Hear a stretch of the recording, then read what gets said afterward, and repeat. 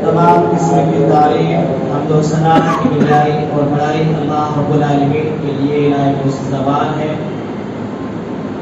درود و سلام نازل ہو اللہ رب العالمین کے بھیجے گئے تمام نبیوں اور تمام رسولوں پر، بالخصوص ہمارے اور آپ کے آخری نبی جناب محمد رسول اللہ صلی اللہ علیہ وسلم پر، ان کے آل و اصحاب اور ان کے متبعین پر۔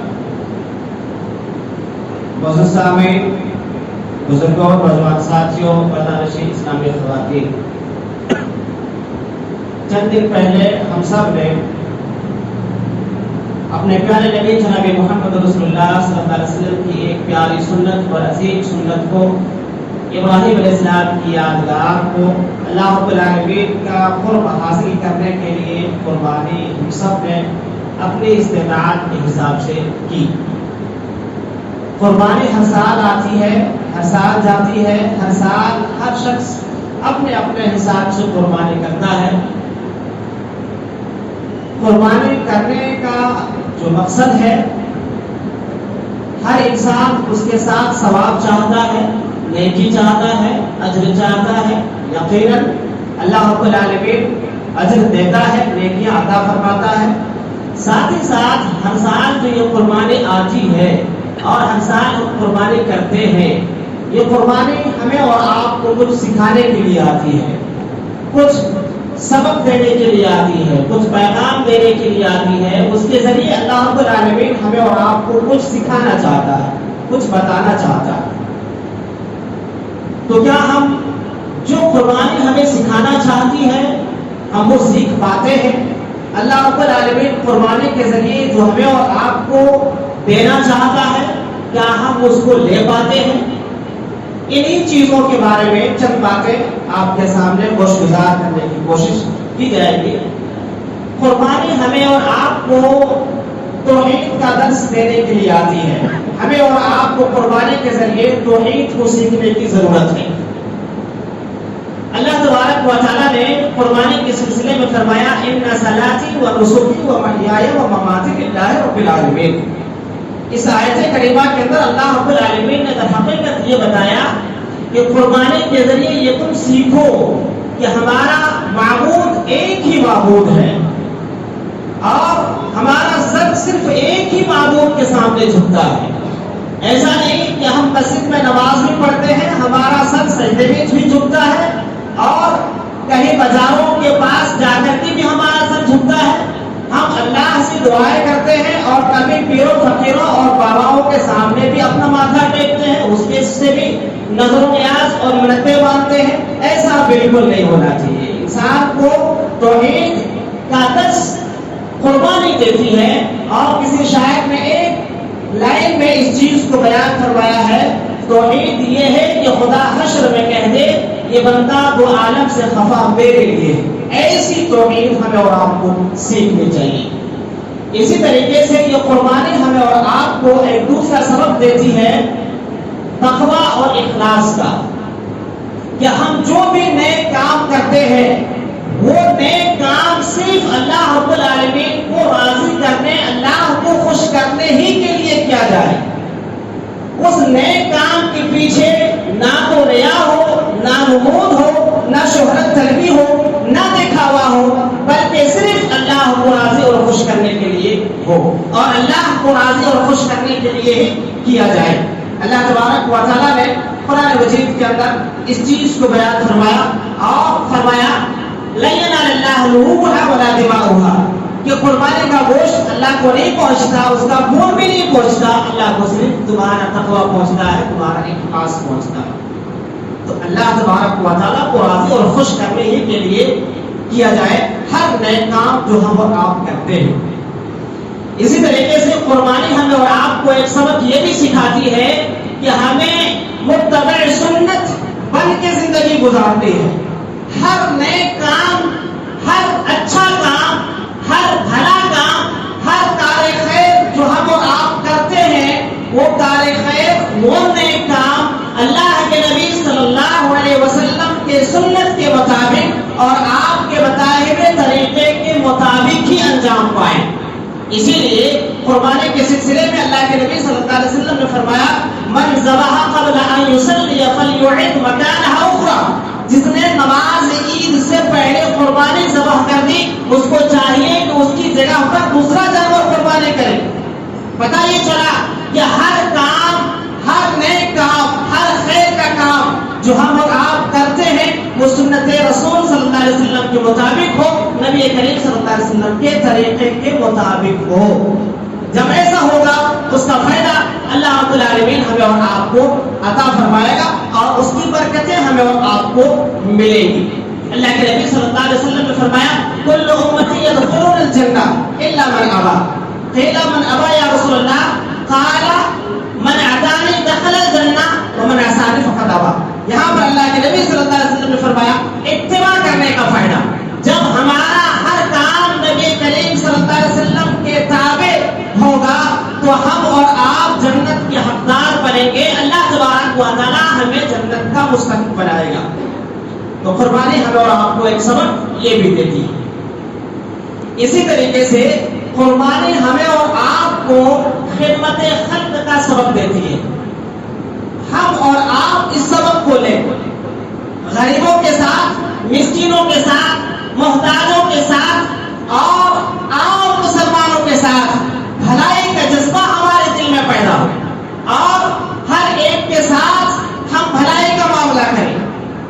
اللہ تبارک و تعالیٰ نے قربانی کے سلسلے میں فرمایا فَكُلُوا مِنْهَا وَأَطْعِمُوا الْقَانِعَ وَالْمُعْتَرَ، کہ قربانی کا گوشت خود بھی کھاؤ اور مانگنے والوں کو کھلاؤ، نہ مانگنے والوں کو کھلاؤ۔ اور دوسری جگہ اللہ رب العالمین نے فرمایا فَكُلُوا مِنْهَا وَأَطْعِمُوا الْبَائِسَ الْفَقِيرَ، خود بھی کھاؤ اور فقیروں، محتاجوں کو، غریبوں کو بھی کھلاؤ۔ پتہ یہ چلا کہ معاشرے کے اندر جس سوسائٹی میں ہم رہتے ہیں ہر قسم کے لوگ، ہر طبقے کے لوگ رہتے ہیں، کوئی امیر رہتا ہے، کوئی غریب رہتا ہے، کوئی مفلس رہتا ہے، کوئی انتہائی محتاج اور انتہائی، کوئی مسکین ہے، کوئی یتیم ہے، کوئی بیوہ ہے، ہر قسم کے لوگ ہیں۔ تو اللہ تبارک و تعالیٰ اس کے ذریعے، قربانی کے ذریعے ہمیں اور آپ کو خدمت خلق کا جذبہ ہمارے دلوں میں پیدا کرنا چاہتا ہے اور ہمیں اور آپ کو یہ بتاتا ہے کہ غریبوں کا بھی حق اس کو دیا جائے، مسکینوں کا بھی خیال کیا جائے، معاشرے کے اندر جو دبے کچلے، لاچار، بے بس اور بے کس قسم کے لوگ ہیں ان کا بھی خیال کیا جائے۔ صحابہ کرام کی زندگیوں میں یہ مثالیں ہمیں اور آپ کو بڑے اچھے انداز میں ملتی ہیں۔ حضرت عثمان غنی رضی اللہ عنہ جب ہجرت کر کے مسلمان صحابہ کرام مکہ سے مدینہ گئے، وہاں پانی کی بڑی تکلیف تھی، میٹھا پانی نہیں تھا۔ اللہ کے نبی صلی اللہ علیہ وسلم نے اعلان فرمایا کہ جو اس میٹھے پانی کا کنواں خرید کے مسلمانوں کے لیے وقف کر دے گا اس کے لیے جنت ہوگی۔ حضرت عثمان غنی رضی اللہ عنہ کھڑے ہوئے اور اللہ کے نبی صلی اللہ علیہ وسلم سے کہا کہ اللہ کے نبی میں اس کنویں کو خرید کے عام مسلمانوں کے لیے صدقہ کرتا ہوں۔ تو یہ خدمت خلق ہے، یہ جذبہ ہمیں اور آپ کو آنا چاہیے کہ مسلمان اگر پریشان ہے تو اس کی پریشانی کیسی دور ہو، اس کی کوشش، اس کی فکر ہمیں اور آپ کو ہونی چاہیے۔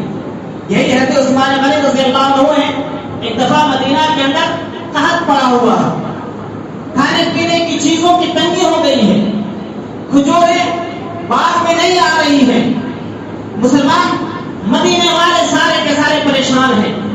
حضرت عثمان غنی رضی اللہ عنہ کا ایک تجارتی قافلہ ملک شام سے مدینہ پہنچا، بڑے بڑے جو تاجر تھے، مدینہ کے بڑے بڑے جو بیپاری تھے، سارے پہنچے، ہر ایک اس مال کو لینا چاہتا تھا تاکہ ہر ایک اس سے منافع کما سکے، فائدہ حاصل کر سکے۔ حضرت عثمان غنی رضی اللہ عنہ نے وہ سارا کا سارا مال قحط میں پڑے قحط زرا تمام لوگوں میں تقسیم کر دیا۔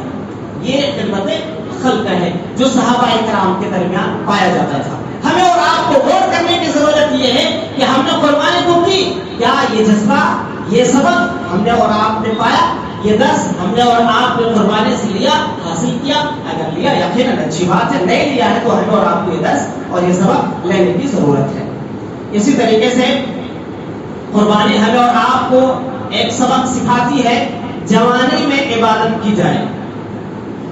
عبادت تو انسان کو بالغ ہونے سے لے کر کے اس کی سانس اس کے جسم سے نکل لیکن خاص طور سے جوانی کی عمر میں عبادت کا کرنا یہ اللہ تبارک و تعالیٰ کو بہت محبوب ہے، اور یہ قربانی ہمیں اور آپ کو یہ بات بھی سکھاتی ہے۔ اسی لیے سورۃ النساء کی حدیث ہے، اللہ کے نبی صلی اللہ علیہ وسلم نے فرمایا لا تذبحوا الا مسنہ، قربانی کا جانور ذبح نہ کرو مگر یہ کہ وہ مسنہ ہو، 2 دانت کا ہو۔ کیا مطلب یہی ہے کہ جو قربانی کا جانور ہو وہ توانا ہو، تندرست ہو، فرما ہو، فریش ہو۔ وہیں پر ہمیں اور آپ کو یہ بتانے کے لیے کہ ہماری جو عبادتیں ہیں وہ عبادتیں خاص طور سے جوانی میں، وہ عبادت اللہ رب العالمین کو بڑی محبوب ہے، اور جوانی میں اللہ کی عبادت ہمیں اور آپ کو کرنی چاہیے۔ اس سلسلے میں ایک بڑا مشہور واقعہ ہے، ایک صحابی رسول ہے حضرت سعد بن معاذ رضی اللہ عنہ، 36 یا 37 سال کی عمر میں ان کا انتقال ہوتا ہے، اور آپ اندازہ لگائیں ان کی عبادت کس درجے کی رہی ہوگی، انہوں نے اپنے رب کو کس انداز سے، کس طریقے سے منایا ہوگا، راضی کیا ہوگا، کہ جب اس صحابی کا انتقال ہوتا ہے اللہ کے نبی صلی اللہ علیہ وسلم فرماتے ہیں اس صحابی کے انتقال کے اوپر رب کا عرش خوشی سے جھوم اٹھا ہے، اور فرشتے اس کی جنازے کی نماز پڑھنے کے لیے 70,000 کی تعداد میں پہنچے ہوئے۔ یہ صحابی کا آپ اندازہ لگائیں کہ ابھی جوان ہے، 36-37 سال کی عمر ہے، اور اسی درمیان ان کا انتقال ہوتا ہے، اور اللہ رب العالمین کے یہاں یہ وہ مقام ان کو ملتا ہے، وہ درجہ اللہ رب العالمین دیتا ہے کہ کوئی اور اس مقام، اس درجے تک نہیں پہنچ پاتا۔ آخر اس کی وجہ کیا ہے؟ وجہ یہی ہے کہ انہوں نے اپنی جوانی کا صحیح استعمال کیا، اپنی جوانی میں اپنے رب کو راضی کرنے کے لیے وہ کام کیے جس سے رب راضی ہوتا ہے، وہ اعمال کیے جس سے اللہ خوش ہوتا ہے، اور وہ کام کیے جس سے اللہ رب العالمین بڑے بڑے درجات اور بلندیاں عطا فرماتا ہے۔ تو یہ قربانی ہمیں اور آپ کو یہ سبب بھی دیتی ہے کہ ہم اور آپ جوانی میں اللہ رب العالمین کی عبادت کریں، اپنے رب کو منانے کی کوشش کریں۔ آج ہمارے جوانوں کی حالت کیا ہے ہم اور آپ دیکھتے ہیں، صبح سے شام تک ان کا جو گزرتا ہے سوشل میڈیا میں گزرتا ہے، رات بھر ان کی پوری راتیں فون میں نکل جاتی ہے، کبھی اللہ کو اپنے رب کو یاد نہیں کرنا، کبھی اپنے رب کو منانے کی کوشش نہیں کرنا، کبھی اپنے رب کو راضی کرنے کے کام نہیں کرنا، ہمیشہ ہر حال میں اپنے رب کو ناراض کرنے والے اعمال کو بول لینا، اور اسی چیزوں میں مگن اور مست ہے، اور کبھی یہ خیال بھی نہیں آتا کہ ہمارے رب کو، اپنے رب کو کیسے منایا جائے، کیسے راضی کیا جائے۔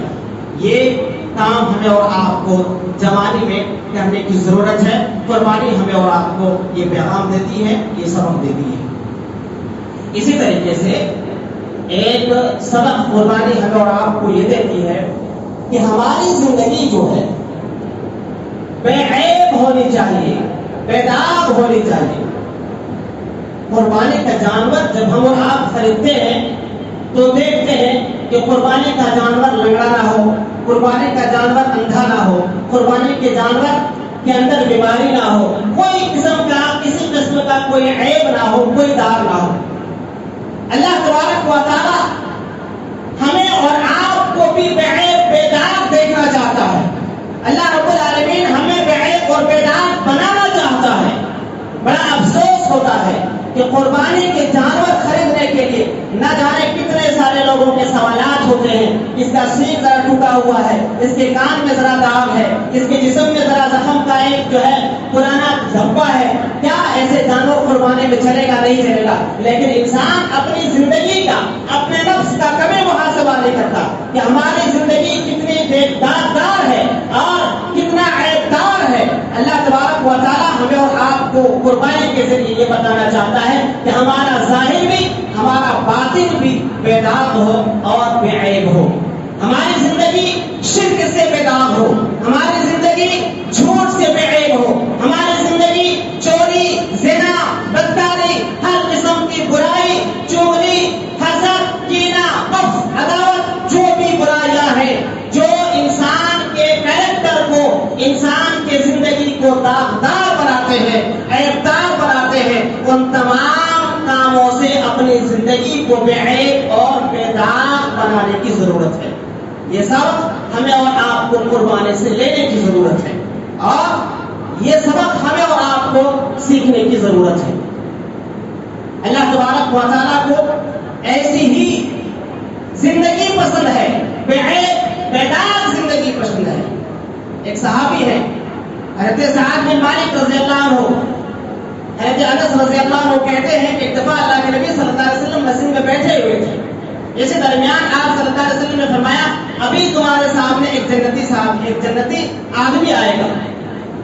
ہم نے دیکھا حضرت سعد بن مالک رضی اللہ عنہ آئے اور ان کی داڑھی سے وضو کے قطرے جو ہے ٹپک رہے تھے، اور اپنے ہاتھ میں انہوں نے اپنے دونوں جوتے اٹھا رکھے تھے۔ دوسرے دن پھر اللہ کے نبی نے یہی بات فرمائی کہ آج پھر تمہارے سامنے ایک جنتی آدمی آئے گا، پھر وہی آدمی صحابی آئے۔ تیسرے دن پھر اللہ کے نبی نے فرمایا کہ ابھی تمہارے سامنے ایک جنتی آدمی آئے گا۔ تیسرے دن بھی وہی شخص آئے حضرت سعد بن مالک۔ پتہ لگانے کے لیے حضرت عبداللہ بن عمر بن عاص رضی اللہ عنہ کہ آخر ان کے اندر وہ کون سی صفات ہیں، کون سی خوبیاں ہیں جس کی وجہ سے اللہ کے نبی صلی اللہ علیہ وسلم نے ان کو جنتی کہا ہے، پتہ لگانے کے لیے ان کے گھر گئے، اور 3 دن ان کے گھر گزارنے کے بعد وہ آنے لگے تو آخرکار انہوں نے پوچھا کہ اللہ کے نبی صلی اللہ علیہ وسلم نے آپ کے بارے میں جنتی ہونے کی بشارت سنائی، لیکن ہم تو آپ کی زندگی ویسے ہی پاتے ہیں جیسے ہماری زندگی ہے، وہی نماز ہے، وہی تہجد ہے، وہی ذکر ہے، وہی تلاوت ہے۔